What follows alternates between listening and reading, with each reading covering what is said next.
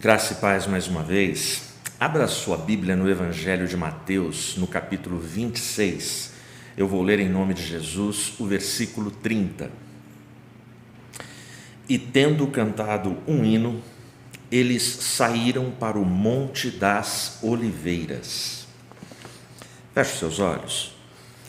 Pai poderoso, Pai eterno, Pai santo que estás nos céus, Tua palavra foi lida. E esse é um momento, Senhor, sublime e de alto privilégio. É o momento de proclamar o Evangelho, de ministrar a respeito, Senhor, de toda a herança bíblica que Tu tens deixado para o Teu povo e que tem nos alimentado ao longo dos milênios. Nos alimenta uma vez mais, fala conosco, nos edifica, nos instrui, nos ensina na Tua palavra. Perdoa os nossos pecados, nos defende e nos ajuda nessa hora. Em nome de Jesus eu oro. Amém. Amém?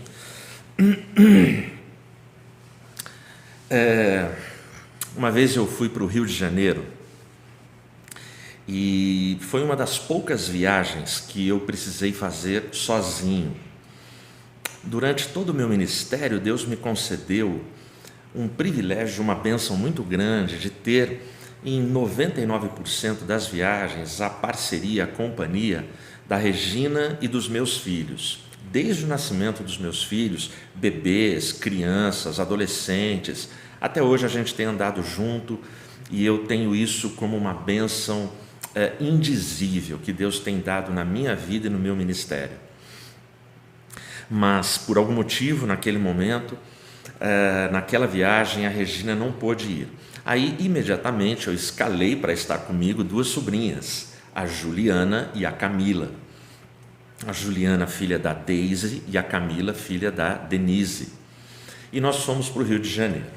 Chamei as duas, elas foram e ficaram empolgadas e, enfim, foi uma aventura, né, para a gente naquele momento. Viajamos. E aí eu dei uma recomendação muito séria para elas, né? Eu cheguei para elas e falei assim: olha, nós estamos indo, eu fui convidado, eu tenho que pregar o dia inteiro, eu ia pregar de manhã, de tarde, de noite, dar palestra, era um sábado intenso. E por favor, quando a gente sai em viagem missionária pela igreja, quando me convidam para pregar, vocês vão aprender uma grande lição. E elas: qual é, tio? Toda empolgada, né? As duas empolgadas. Aí eu falei: olha, vocês precisam ter estômago de missionário. Aí elas: o que é isso? Eu falei: isso é o seguinte, sem frescura, quando chegar na casa dos irmãos, o que servir é para comer de boca boa, sorrir, elogiar e ponto. E elas se assustaram. Eu falei: mas fique em paz. 90% dos lugares que eu vou são comidas maravilhosas, o tempero das irmãs, tem a bênção de Deus, vá em paz. Aí a gente foi, mas foi muito interessante que no sábado de manhã eu preguei e no almoço, as irmãs da Sofap, na igreja que eu fui, elas fizeram um almoço, e um almoço delicioso, arroz, feijão, carne de panela, batata, que é um dos pratos assim preferidos aqui em casa, saladinha de alface, tomate, cebola, um suco, perfeito. Só que na Sofap que nós fomos, estou eu e as minhas sobrinhas, uma de cada lado, né, sentadas, as irmãs fizeram o prato veio feito. E aí a gente está sentado ali, os irmãos ali, aquela festa, todo mundo sorrindo, feliz com o culto que tinha acabado de acontecer. E aí vem os 3 pratos, pá, pá, pá. Mas era um prato, meu irmão, era um prato. Aquele prato tinha um monte das oliveiras, entendeu? Em cada prato. Então, estava lá os pratos, elas olharam para mim, elas ameaçaram dar uma olhada diferente. Eu só abaixei a minha cabeça e entre os dentes eu falei: estômago de missionário, não faz carinha de nada, come tudo, sorri, elogia e agradece. Rapaz, aquelas duas comeram, mas comeram de boca boa, foi uma coisa linda de ver. Aí, beleza, essa foi uma das histórias. Aí na casa que nos recebeu, era um casal recém-casados. Aí eles chegam para mim, chego eu e as minhas duas sobrinhas. Eles imaginavam que iria eu e a minha esposa. Aí chega o pastor Edmilson, pastor Ed, a Juliana e a Camila. Aí ele chega para mim e fala assim: pastor, nós casamos há pouco e a gente tinha programado, e se o senhor quiser, é assim que será. O senhor ia dormir aqui com a sua esposa. E levaram eu e as minhas sobrinhas no quarto deles, e uma cama de casal. Então o senhor pode dormir aqui com as suas sobrinhas, na cama de casal.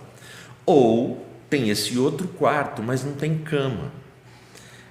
O não tem cama, eu estou sendo assim positivo. Não, o quarto era só o quarto. Não tinha guarda-roupa, não tinha colchão, não tinha nada. Era aquele piso frio de cerâmica. Eu não tive dúvida. Na hora que ele mostrou as duas opções, eu falei: meu Deus, não dá para eu dormir com as minhas duas sobrinhas numa cama e deixar esse casal. Falei: não, eu fico feliz nesse quarto aqui. Pode dormir com a sua esposa no seu quarto. Tem certeza, pastor? Eu falei: lógico.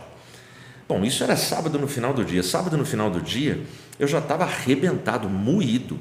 Como diz aí no interior, eu estava que era só o pó da rabiola. Eu sei que nós entramos no quarto os três, eu e as minhas sobrinhas. Fui ao banheiro, ficava no corredor. Coloquei meu pijama. Depois cada uma foi. Eu peguei um lençolzinho fino que estava na minha mala, forrei no chão, olhei para as duas. Eu estava tão quebrado, mas tão cansado. Fiz um travesseirinho com a minha roupa da mala, que era uma malinha pequena. Deitei e falei: meninas, vocês eu não sei, mas eu vou dormir. Virei de lado e apaguei. Durante a noite, eu ronco um pouquinho, não é muito. Durante a noite, a Juliana, minha sobrinha, ela que me contou no dia seguinte, ela e a Camila dando risada, que eu roncava demais. E a Camila, para eu parar de roncar, ela ficava dando soco nas minhas costas, empurrando: tio, para! Mas eu não vi, eu estava literalmente entregue. E a Juliana ficava: Camila, não faz isso, coitado, você não tem dó do tio? Ele ficou em pé falando o dia inteiro e pregando. E a Camila falava: não, eu tenho dó de mim. Quem vai ter dó de mim? Eu preciso dormir. Bom, essa foi a noite. A gente deu muita risada de manhã e tal. No domingo, a nossa volta seria no final do dia. Levaram a gente para conhecer o Corcovado. Para você subir no Corcovado, você tem 3 opções. Você pode subir de carro. Entenda-se carro, pode ser um ônibus de turismo, pode ser um táxi, pode ser um Uber, uma van, sei lá o que. Uber não tinha na época. Então você pode subir dessa forma. Você pode subir de bonde. Na época tinha, acho que tem ainda hoje, um bonde turístico que vai por uma encosta linda para chegar lá em cima. Ou você pode ir a pé. Decisão brilhante minha, da Camila e da Juliana: vamos subir a pé, para a gente contemplar a paisagem, para a gente bater as fotos. Rapaz, a gente foi margeando o trilho da estradinha de ferro do bonde. Os irmãos da igreja, que já conheciam, que sabiam que essa subida era complicadíssima, falaram: então tá bom, pastor, pode ir com as suas sobrinhas, a gente vai de carro e espera vocês lá em cima. Eu falei: perfeito, tranquilo. E a gente foi. Rapaz, que subida, que subida. O Corcovado, que é o monte onde fica o Cristo Redentor, é a arte deco maior que tem no mundo. Ele tem 710 metros de altura. Uma coisa é você andar 710 metros em linha reta. Outra coisa é um monte que tem 710 metros de altura. E a gente começa a subir, e cansa. E aí a gente para. E quando você vai parando, você vai apreciando a paisagem e tudo mais. A Camila, minha sobrinha, sempre foi atleta. E ela, na época, fazia educação física. Então, ela subia. Quando ela estava lá em cima, ela olhava para trás. Quem estava lá atrás? Eu e a Juliana.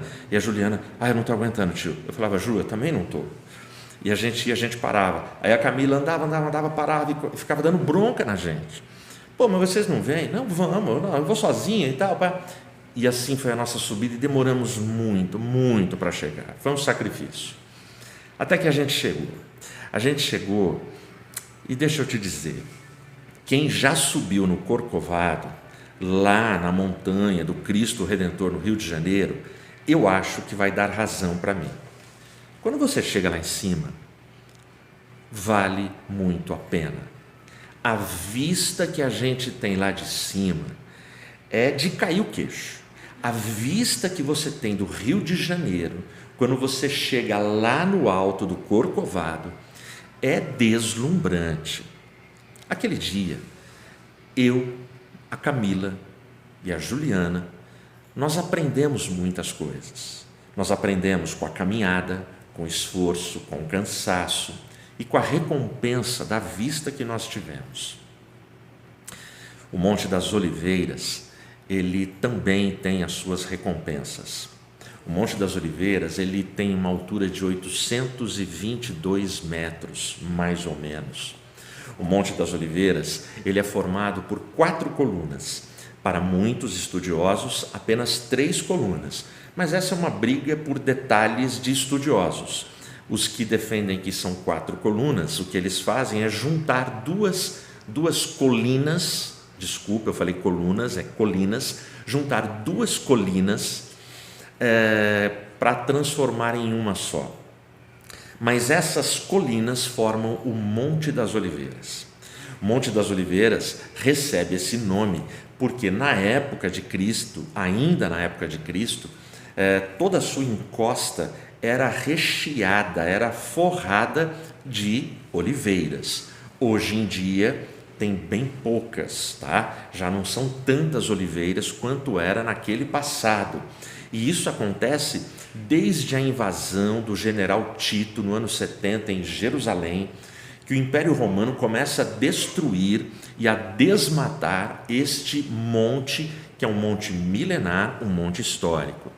O Monte das Oliveiras, ele é muito citado no Velho Testamento e no Novo Testamento ele tem uma conexão direta e íntima com o ministério público e o ministério íntimo de Jesus Cristo, o nosso Senhor. Todo ano, multidões de turistas e de nativos sobem no Monte das Oliveiras e de lá eles também têm a sensação que eu, a Juliana e a Camila tivemos no Corcovado. Vale a pena a subida porque a vista do Monte das Oliveiras é deslumbrante. Do alto do Monte das Oliveiras, a visão que se tem é da parte da cidade velha de Jerusalém. Do monte, é possível ver e enxergar alguns dos principais pontos turísticos de Jerusalém. Por exemplo, o Monte do Templo, o Muro das Lamentações. Falando de Muro das Lamentações, quando se trata de um ranking dos pontos turísticos religiosos de Israel, o Monte das Oliveiras só perde para o Muro das Lamentações. Ele entra em segundo lugar como o ponto mais visitado, mais desejado de ser conhecido. Vale a subida, vale a vista e vale porque este monte ele tem ensinos milenares que passou de geração em geração e ficou registrado para cada um de nós.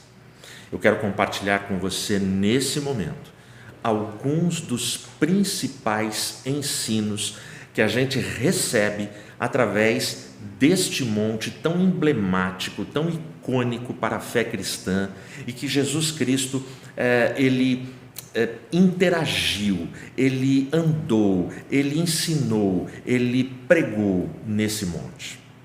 Se você manteve a sua Bíblia aberta, a gente vai começar indo aqui em Lucas, no capítulo 21, o versículo 37. Lucas 21, 37 diz assim: Jesus ensinava todos os dias no templo, mas à noite, saindo, ia pousar no monte chamado das Oliveiras. A primeira lição é justamente a intimidade com unção. A forma gramatical como esse texto está construída revela que não é que naquela noite, não é que naquele dia, naquela oportunidade, não. A forma como está construída, essa construção mostra para mim e para você, na escolha das palavras, dos verbos, que Jesus ele tinha o hábito, o santo hábito, de frequentar o Monte das Oliveiras. E textos e expressões como este versículo que eu acabei de ler, nós vamos achar nos 4 evangelhos.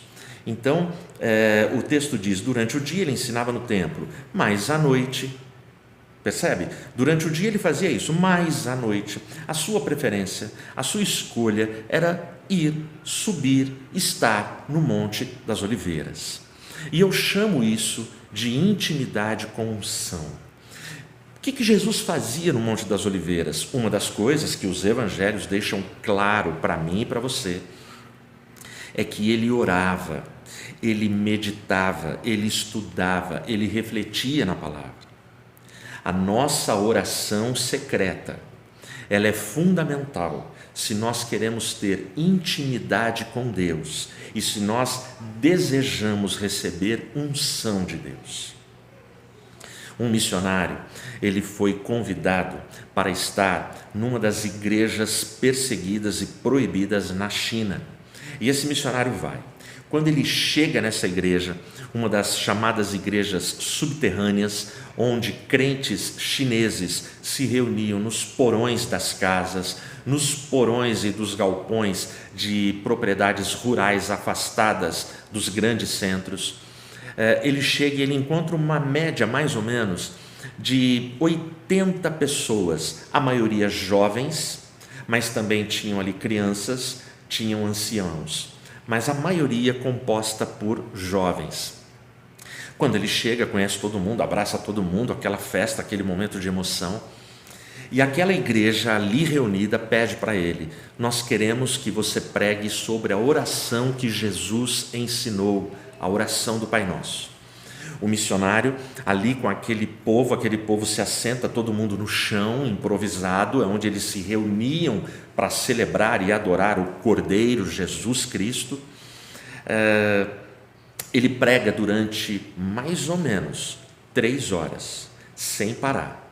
E ele narra que enquanto ele pregava, todo mundo com Bíblia aberta, ninguém saiu, ninguém levantou para ir tomar uma água, para ir no banheiro, nada disso. 3 horas pregando e 3 horas o povo com Bíblia. Ele fazia uma citação, ele falava sobre a oração do Pai Nosso.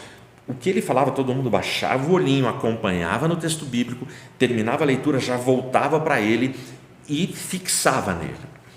Ele diz que ele não conseguiu perceber nem se o pessoal piscava. Certamente piscaram, ninguém fica 3 horas sem piscar. Mas depois de 3 horas, ele estava exausto, ele não aguentava, e aí ele pediu para eles se poderia ter uma pausa para ele beber água. O pessoal falou ok. Aí ele se assentou no chão, que ele não estava aguentando, deram água para ele, ele bebeu água, e ali ele ficou, silêncio total. E esse silêncio, mais ou menos, por uns 10 minutos. Aí,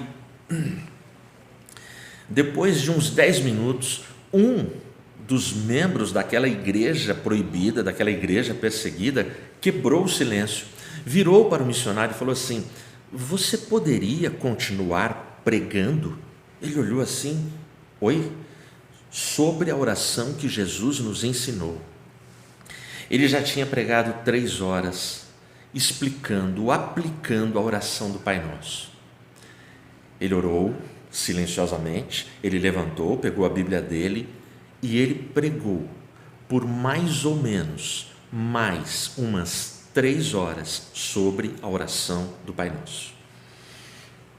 Ele destrinchou a oração, ele aplicou cada palavra, cada verbo, cada sentença, cada vírgula, ele fez todas as conexões, todos os simbolismos que Jesus usou ali na oração, e ele pregou que ele conta que ele foi se esvaziando, toda a emoção dele foi saindo, Ele chorava na pregação e ele percebia o impacto, a forma como as pessoas recebiam aquela pregação. Até que ele chegou no final, ele declarou o amém, o fim da pregação, e ele encerrou. Quando ele terminou, ele não aguentou, ele se prostrou, ele sentou, ele caiu sobre as suas pernas, ele estava exausto. E aí ele conta que ele teve uma visão que ele não acredita. Aqueles jovens todos, aqueles irmãos, aquela igreja, aquelas cerca de 80 pessoas se levantaram e começaram a gritar a uma só voz: nós não ouviremos os sermões, nós não ouviremos os sermões, nós não ouviremos os sermões. E aí ele ficou assustado e na cabeça dele era assim: o que aconteceu aqui? Eles pedem para eu pregar e eu prego durante 6 horas sobre o Pai Nosso, para essa ser a resposta de fé diante daquilo que eu preguei. Aí, para surpresa dele, emoção dele, choro dele, toda aquela galera, toda aquela igreja, todos aqueles irmãos ergueram as mãos, cerraram os punhos e começaram a gritar: nós viveremos os sermões, nós viveremos os sermões, nós viveremos os sermões. E imediatamente toda aquela comunidade caiu de joelhos e foi uma oração poderosa, e eles choravam muito, se abraçaram muito, e foi uma experiência assim que esse missionário conta que jamais ele vai esquecer. Intimidade com unção, o lugar secreto da oração, o lugar onde a gente ora, onde a gente busca conhecer com profundidade a oração.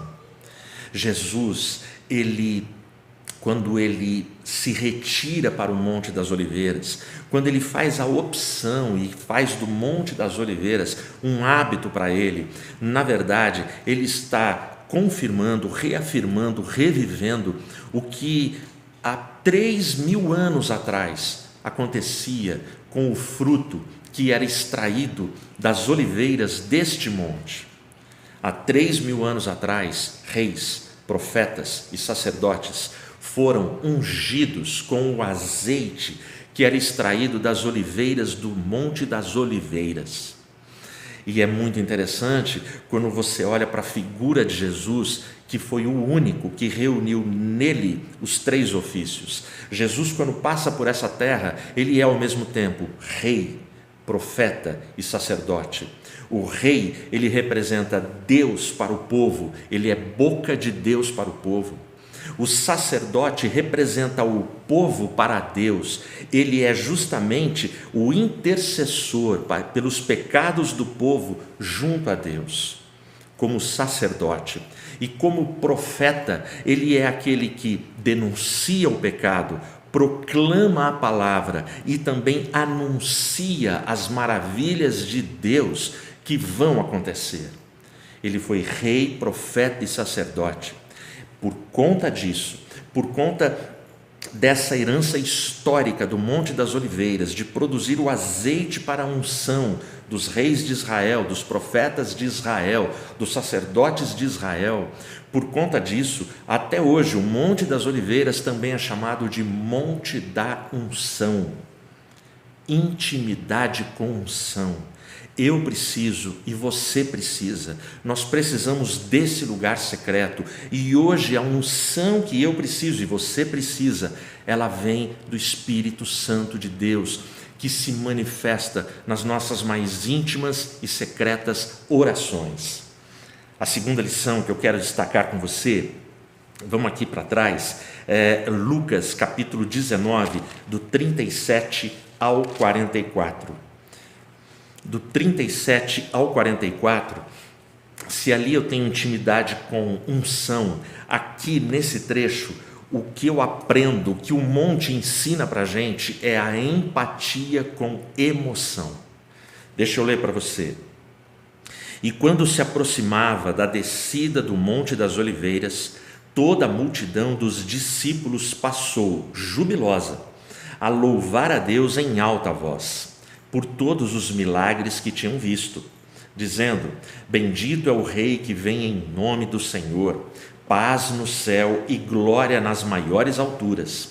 Ora, alguns dos fariseus lhe disseram em meio à multidão: Mestre, repreende os teus discípulos. Mas ele lhes respondeu: Asseguro-vos que, se eles se calarem, as próprias pedras clamarão. Quando ia chegando, vendo a cidade, chorou e dizia: se conheceras por ti mesmo, ainda hoje, o que é devido à paz, mas isto está agora oculto aos teus olhos, pois sobre ti virão dias em que os teus inimigos te cercarão de trincheiras, e por todos os lados te apertarão o cerco, te arrastarão e os dentro de ti não deixarão em ti pedra sobre pedra, porque não reconheceste a oportunidade da tua visitação. É demais esse texto. É demais esse texto. Jesus aqui, ele está descendo o Monte das Oliveiras. Lembra que eu te falei agora há pouco da vista maravilhosa de Jerusalém, que até hoje está lá para quem sobe no Monte das Oliveiras. Jesus, ele está descendo e ele está montado num jumentinho. O Cristo montado num jumentinho revela toda a humildade desse rei, desse profeta e desse sacerdote. Essa imagem, essa figura, Jesus está cumprindo aquilo que 500 anos antes havia sido escrito em Zacarias 9:9: o teu rei vem a ti montado num filho de jumenta, num jumentinho. Então Jesus, ele está indo. O texto diz para a gente que ele é aclamado: Hosana nas alturas, bendito aquele que vem em nome do Senhor. Então Jesus está vindo, e pelos milagres que ele fez, muitos estão ali emocionados com essa chegada do rei. Mas tem um momento que o texto ele diz para a gente aqui, no versículo 41. No versículo 41 diz assim: quando ia chegando, vendo a cidade, chorou. Jesus chorou profundamente aqui. Por que Jesus chorou? Jesus chorou por causa da última frase no versículo 44. Você, Jerusalém, não conheceu o tempo da tua visitação. Jesus chorou porque ele viu, e como o profeta falou: Jerusalém, se tu soubesses, você será cercada, a destruição virá, você será abatida, você será conquistada, mas você não está enxergando, você não está reconhecendo o tempo da tua visitação. O Rei dos Reis, o dono do universo, o Criador de todas as coisas, o dono da vida, passou por Jerusalém, e Jerusalém não reconheceu. Não reconheceu. Por que choram os pais? Tem pais que estão me ouvindo, que estão chorando. Tem pais que estão chorando. Tem pais, muitos nesse Brasil, que a essa hora estão chorando. E estão chorando porque eles olham para os seus filhos, como pastores. E percebem que os seus filhos estão cegos, estão surdos e não reconhecem o tempo da visitação na vida deles. Por isso, muitos pais estão chorando. Numa casa, na minha casa, eu devo ser o sacerdote. Muitas casas não têm um pai, é a mãe sozinha que cuida dos filhos. Então essa mãe vai ter que ser a sacerdotisa, ela vai ter que fazer esse papel. Quando Jesus olha para Jerusalém, ele olha para a família espiritual dele, para as ovelhas dele, ele olha para a cidade santa, ele olha para a cidade que faz parte da história de Israel, e ele percebe uma geração perdida, e ele chora. Ele chora porque ele está dedicando todo o amor dele, ele está fazendo tudo o que ele pode fazer, mas a maioria não o reconhece, não o percebe, não está nem aí. É a mesma coisa aqui, é a mesma coisa da pergunta que eu faço para você. As pessoas hoje, os pais estão desesperados com seus filhos, estão chorando, e os seus filhos não percebem. Brigas, ofensas, violências, papai e mamãe orando, papai e mamãe fazendo de tudo, e nada. Eles não se voltam, não se rendem. É uma geração orgulhosa, é uma geração que o mundo gruda neles, pega com força, e papai e mamãe entram em desespero. O orador episcopal Morton Kingsley, ele tem uma experiência que ele conta que eu acho demais. Ele pegou uma Bíblia e ele foi no Novo Testamento, e todos os versículos que tinham metanarrativas. O que é uma metanarrativa? É aquilo que está além da narrativa, além do normal, além da nossa compreensão. Por exemplo, o nascimento virginal é uma metanarrativa. As ressurreições, metanarrativas. O mundo invisível, o céu, os anjos, metanarrativas. Todas as coisas que são extremamente surreais para a mente humana, ele foi recortando e foi tirando. Ele deixou apenas os textos que têm racionalidade, que a mente humana compreende, que tem lógica, que tem coerência. Foi isso que ele fez. Quando ele fez isso, esta Bíblia, esse Novo Testamento que ele andava com ele dava para as pessoas lerem e chegava nos buracos desses versículos, e a narrativa perdia todo o sentido e toda a coerência. Por quê? Quando ele fez isso, diz ele que ele teve que retirar quase 1/3 do Novo Testamento, ou seja, ele tirou quase 1/3 dos 7.000 versículos do Novo Testamento. E ele fez isso para mostrar para as pessoas: ok, vocês querem tirar todo o poder de Deus, o que vai sobrar é isso.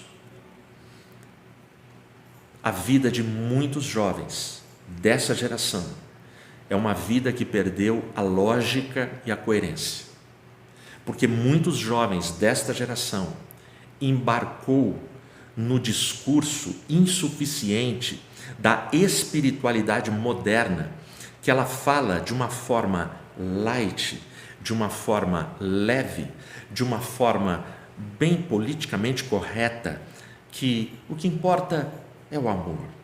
E é um amor muito fofo, é um amor muito de minisséries, de novelas, é um amor que vale tudo, porque é amor. E aí é uma geração incompleta, é uma geração incoerente, é uma geração que não tem coerência com os seus próprios sentimentos, é uma geração que nas escolhas que faz se mutila no corpo, corta suas veias, toma suas overdoses e coloca o corpo para aquilo que der e vier. E aí papai e mamãe estão vendo, e papai e mamãe olha para essa Jerusalém que é a sua casa e chora. Isso é empatia com emoção, é se colocar no lugar do outro. E papai e mamãe que me ouvem dariam tudo para estar no lugar do filho. Papai e mamãe estão orando, mas deixa eu te dizer, Jesus ensina aqui, ele desce num jumentinho, ele suporta a humilhação, ele vai caminhando para Jerusalém, e ele chora por Jerusalém, mas ele não desiste de Jerusalém. Não desista dos seus filhos, continue chorando pelos seus filhos, continue amando os seus filhos, busque ter intimidade com unção, não desista. Aí a gente vai para uma terceira lição que a gente encontra no texto, Mateus 24, versículo 3. Mateus 24, versículo 3, a gente vai ter aqui a lição do monte, que é sermão com profecia. Olha o que diz o versículo 3: no Monte das Oliveiras achava-se Jesus assentado, quando se aproximaram dele os discípulos em particular, e lhe pediram: dize-nos quando sucederão estas coisas e que sinal haverá da sua vinda e da consumação do século. O capítulo 24 e o capítulo 25 de Mateus contém o sermão profético do Monte das Oliveiras, famoso até hoje. no Evangelho de Mateus, é o quinto e último discurso de Jesus Cristo. E aqui, quando os discípulos pedem, Jesus começa a explicar. E ele vai falando: olha, acautelai-vos, surgirão falsos cristos, vai haver fome, pestes, epidemias, terremotos, guerras, rumores de guerras em todos os lugares. Só isso já serviria para me assustar. Mas Jesus, ele dá uma pausa, ele respira e ele diz assim: mas isso é somente o princípio de dores. Aí ele continua: vocês serão perseguidos por causa do meu nome. E aí ele tem uma profecia aqui, nesse sermão dele, onde ele não alivia, onde ele não, ele não doura a pílula, ele manda a real. Aí ele chega e fala assim: e nos últimos tempos, por se multiplicar a iniquidade em níveis impensáveis pela mente humana, o amor de quase todos vai se esfriar. Agora há pouco eu falei de uma geração que prega, vive, divulga e tudo se justifica pelo amor.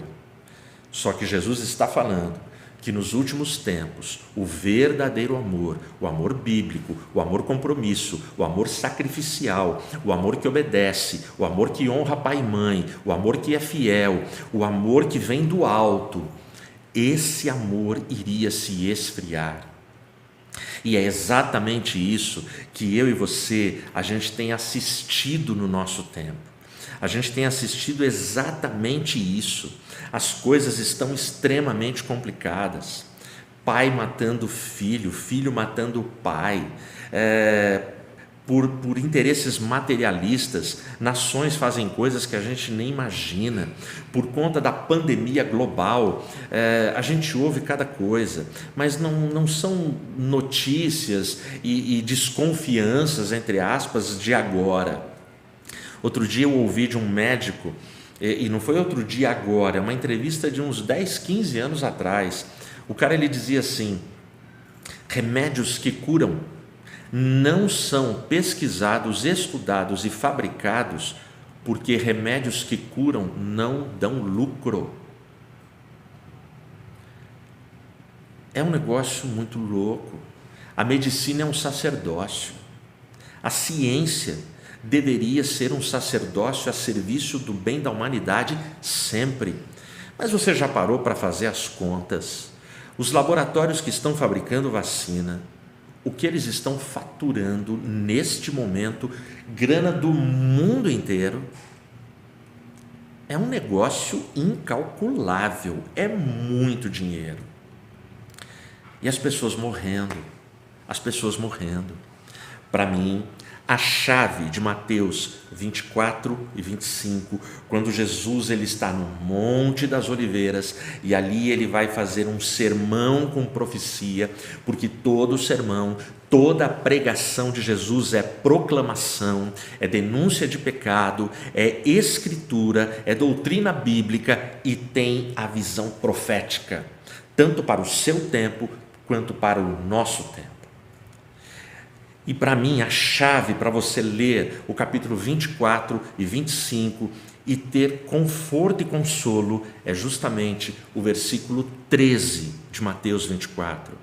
Quando Jesus olha para os discípulos, já para acalmá-los com tudo que ele ainda iria falar, e ele diz: mas aquele que perseverar até o fim, este será salvo.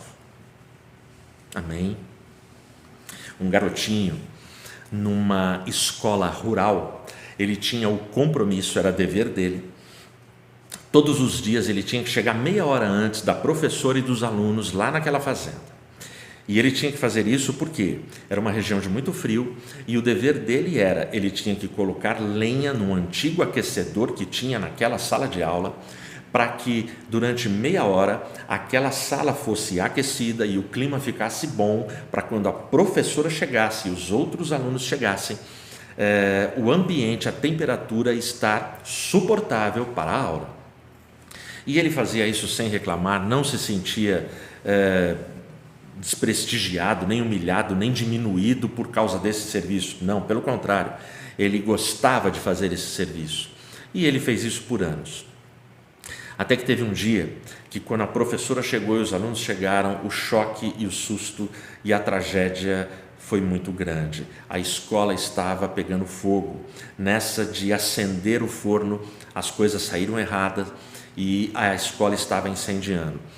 Conseguiram entrar e conseguiram resgatar o garotinho. Ele estava mais morto do que vivo. Da cintura para baixo, os seus membros inferiores sofreram queimaduras severas. Ele foi socorrido, foi levado a um hospital, e aí depois de alguns dias a mãe está lá e a mãe está conversando com o médico, e o médico ele diz para a mãe assim, era melhor o seu filho ter morrido do que ter vivido, para ele seria uma bênção, porque o seu filho não vai sobreviver. Questão de dias o seu filho vai morrer. Só que o garoto na cama ouviu. Eles acharam, o médico e a mãe, que o garoto estava dormindo, que ele estava sedado. Ele ouviu. E ele conta na biografia dele que quando ele ouviu, ele se determinou. Ele falou, não, eu viverei. E aquele garoto lutou nos seus pensamentos, nas suas orações, no seu interior. Ele lutou até que ele conseguiu recuperar a sua condição de respiração e tudo. Aí, numa outra visita do médico, o médico conversando com a mãe, o garoto nunca falou que ouviu aquela conversa. Aí o médico vira para a mãe e fala, olha, a minha opinião continua a mesma, o seu filho, se ele tivesse morrido, teria sido uma bênção, ele vai viver, só que ele vai viver inválido o resto da vida, ele nunca vai andar. Ele de novo ouviu e no coração dele, na mente dele, ele colocou, eu andarei. E aí o tempo vai passando, até que ele teve alta. Ele teve alta, foi para casa, todo dia. A sua mãe massageava as suas pernas, cuidava dele. Meses se passaram. Aí teve um dia que na região, embora ser uma região de frio, tem lá o seu verãozinho, aí sai um sol, a mãe carrega o menino, coloca ele numa cadeira na varanda, e aí foi fazer as coisas. Nisso, o garoto, ele se joga na varanda, vai para o chão, se arrasta até a cerca da casa e começa a se arrastar de estaca em estaca, puxando o seu corpo. E ele faz isso, e ele estava determinado, eu vou andar. E ele vai fazendo isso, e a mãe viu, e ele falou, mãe, eu não sinto dor, eu preciso fazer, eu quero me exercitar, deixa eu fazer. E aí todo dia esse garoto ia, se arrastava até a cerca, de estaca em estaca, até que os meses passam, ele já consegue se erguer, se apoiar, e vai andando de estaca em estaca. Os meses passam, anos passam, e ele começa a andar devagarinho, sem precisar apoiar. Aí quando ele já está andando legal, ele fala, mãe, eu vou para a escola. E aí ele vai andando para a escola. E ele chega andando na escola, e ele chora, ele se emociona. O tempo passa, e ele põe na cabeça dele, hoje eu vou correndo para a escola. E ele vai correndo, a mãe chora, a mãe fica preocupada, a mãe acompanha de longe, e ele chega na escola. E agora esse garoto está levando uma vida normal. Quando ele estava na universidade, ele entra para a equipe de atletismo da universidade. E ele começa a praticar corrida. Até que um dia esse garoto está participando da corrida de 1 milha no Madison Square Garden. E ele ganha, e ele quebra o recorde mundial de velocidade. O nome dele, Glenn Cunningham. Se você digitar esse nome, você encontra essa história e a vida desse cara. Por que é que ele correu? Porque esse cara perseverou. Aquele que perseverar até o fim, cruzará a linha de chegada. A corrida não terminou. A nossa corrida ainda não acabou. Se as coisas não estão dando certo para você, presta atenção, aqui eu tenho um sermão com profecia, tem luta aqui no capítulo 24 e 25, tem tragédias que nós estamos vivendo hoje, nesse princípio de dores e nas profecias que virão, mas aquele que perseverar até o fim com a sua família, com a sua fé, com o seu Cristo, com o seu Deus e o seu Espírito Santo. Aquele que perseverar até o fim, este será salvo em Cristo Jesus, o nosso Senhor. E aí, por último, depois dessa lição que a gente tem aqui, que eu acho assim tão tremenda, vamos lá comigo agora de novo aqui em Lucas, no capítulo 22. Eu vou ler para você do versículo 39 até o 44. E saindo, foi, como de costume, para o Monte das Oliveiras, e os discípulos o acompanharam. Chegando ao lugar escolhido, Jesus lhes disse: orai, para que não entreis em tentação. Ele, por sua vez, se afastou, cerca de 1 tiro de pedra, e de joelhos orava, dizendo: Pai, se queres, passa de mim este cálice, contudo, não se faça a minha vontade, e sim a tua. Então lhe apareceu um anjo do céu que o confortava, e estando em agonia, orava mais intensamente, e aconteceu que o seu suor se tornou como gotas de sangue caindo sobre a terra. Olha só, lembra o primeiro versículo que eu li? Foi Mateus 26, versículo 30, na introdução dessa reflexão. Lá diz que eles, tendo orado, tendo cantado o hino, eles foram para o Monte das Oliveiras. Jesus ali, ele tinha acabado de instituir a Páscoa. Jesus ali, ele acabou de abençoar o pão, abençoar o vinho, ele acabou de falar: olha, tomai e comei, isto é o meu corpo que é repartido por vós, este é o meu sangue. Ele acabou de instituir a Páscoa. Os discípulos estavam impactados, eles cantam um hino, e Jesus vai para o Monte das Oliveiras, e ele vai para o Monte das Oliveiras para ir aqui no jardim do Getsemane, para esse momento. Essa última lição eu chamo de oração com intensidade. A primeira lição, se você não lembra, eu vou te lembrar, é intimidade com unção. Em intimidade com unção, eu te lembrei da importância da oração secreta. Só que oração tem que ser o começo e o final da minha vida. Oração tem que preencher o meu dia no começo e no final. Oração está no começo da minha jornada e no final da minha jornada. Só que aqui Jesus está no final da jornada dele. Jesus passa o ministério dele orando direto, subindo no Monte das Oliveiras, indo para lá, e agora ele vai no jardim do Getsemane, que é localizado no Monte das Oliveiras. E Jesus vai para lá para orar. E Jesus, ele vai orar agora com intensidade. É nesse monte que o texto diz que a agonia dele, ele agonizava de tal forma que o seu suor passou a ser como gotas de sangue. Esse é um fenômeno raro, mas que a ciência explica, que quando nós estamos pressionados por fortes emoções, veias capilares internas, elas estouram, e aí mistura sangue com suor e sai pelos nossos poros.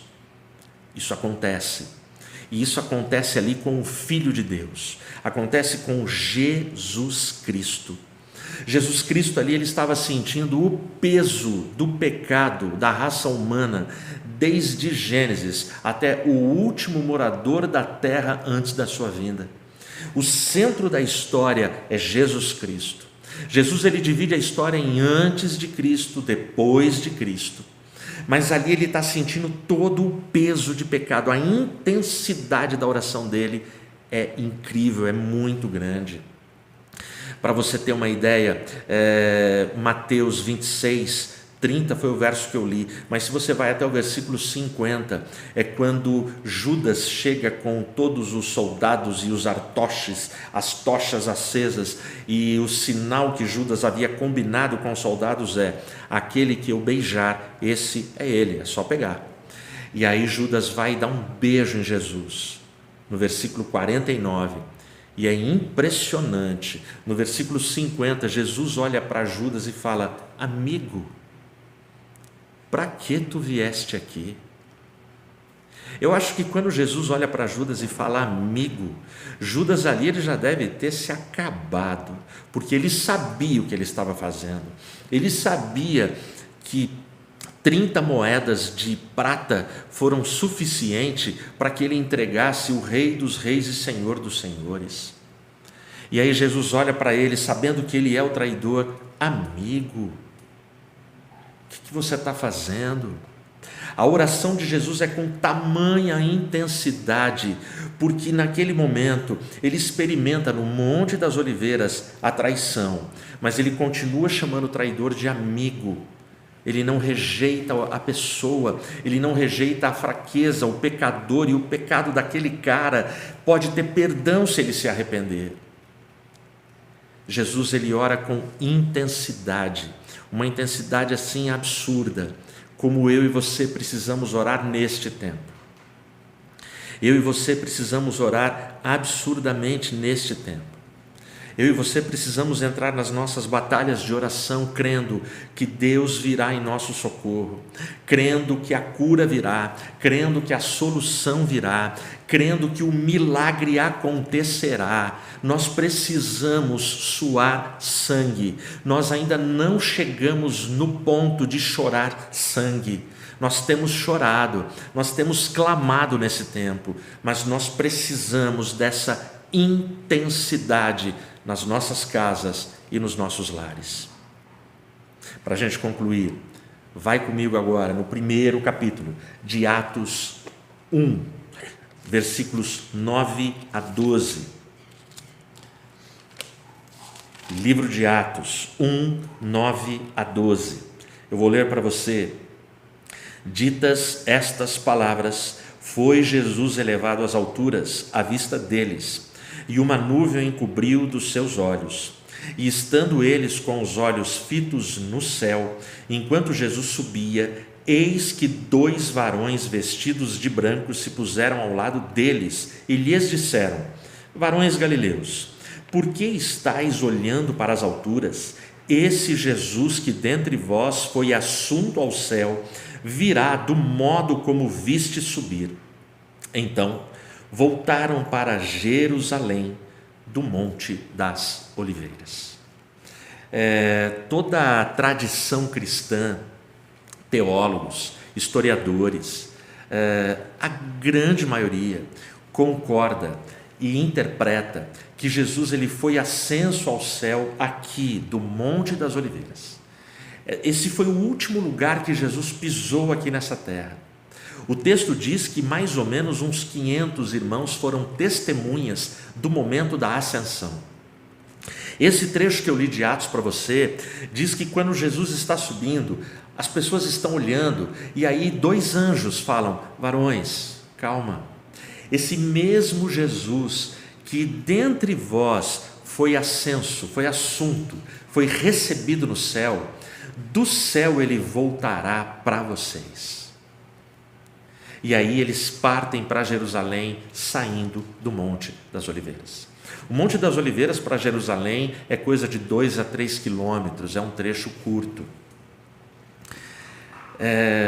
Para vocês terem uma ideia, a crença entre rabinos, entre judeus, entre muitos cristãos no mundo, é tão forte de que Jesus voltará, e o primeiro lugar, a chegada dele vai ser no Monte das Oliveiras, que no pé do Monte das Oliveiras, próximo de Jerusalém, existem mais de 122 mil sepulturas de rabinos, de homens cristãos famosos do passado, que estão todos enterrados ali. Mas estas sepulturas, qual é a regra ali? Você não pode fazer exumação e retirar os ossos para enterrar outro. E tem muita gente que quer uma sepultura ali, na expectativa de que se Jesus vai voltar ali, o cara quer ser o primeiro a ressuscitar e já vê o mestre. Para você ter uma ideia, existem disponíveis ainda cerca de 25 mil sepulturas vazias e à venda. Quanto você acha que custa? Cada sepultura dessa, a média de preço é de 50 a 60 mil dólares. E quanto mais essas sepulturas estão próximas de Jerusalém, mais caras elas ficam. Aquelas que são ali, na fila do gargarejo, sabe, o camarote, a primeira fila do teatro, aquelas ali, elas ficam na média de 100 a 200 mil dólares uma sepultura, que você compra, você vai ser enterrado ali e a lei te garante, ninguém mais vai tirar você dali. Ali você vai ficar, os seus ossos vão ficar ali, até que o Messias apareça. Eu nem quero entrar no mérito das milhares de pessoas que fazem essa interpretação e gastam esse dinheiro para estar numa sepultura ali em Jerusalém. Eu respeito a fé de cada um. O que eu sei é que Getsemane significa prensa de azeite. A última das lições que eu passei com você é: ore com intensidade. Jesus literalmente no Getsemane, ele foi esmagado pelos meus pecados, pelos seus pecados, pelos pecados da humanidade. A cristandade crê e aguarda ansiosamente a volta de Jesus Cristo, o nosso Senhor. Gênesis afirma que Deus disse que uma semente de Eva esmagaria a cabeça da serpente. Romanos 16, versículo 20, assegura para mim e para você que o Deus de paz, em breve, esmagará a Satanás debaixo dos vossos pés. A nossa luta está chegando ao seu final. Continue crendo, busque intimidade com unção, tenha empatia com toda a emoção pelas pessoas que você ama, tenha sermões proféticos no seu coração, através da palavra de Deus, e ore com intensidade na sua casa. Suba por estes ensinos, simbolicamente, o Monte das Oliveiras, porque Jesus passou por ali, viveu ali, ensinou dali, proclamou dali e foi ascenso ao céu do Monte das Oliveiras. Que os ensinos deste monte façam parte da minha vida, da minha casa, da minha história. E que na sua casa, na sua vida, não faltem estes ensinamentos. Ora vem, Senhor Jesus. Que Deus te abençoe.